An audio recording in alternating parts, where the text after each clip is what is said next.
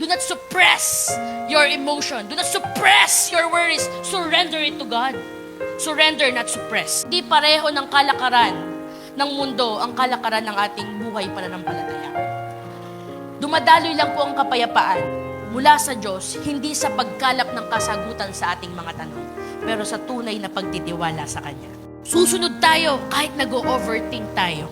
At higit sa lahat, magtitiwala tayo kahit wala pa sa ating harap ang pruweba sa ating mga katanungan. Because peace is not passive. It is a powerful confidence in God's promises.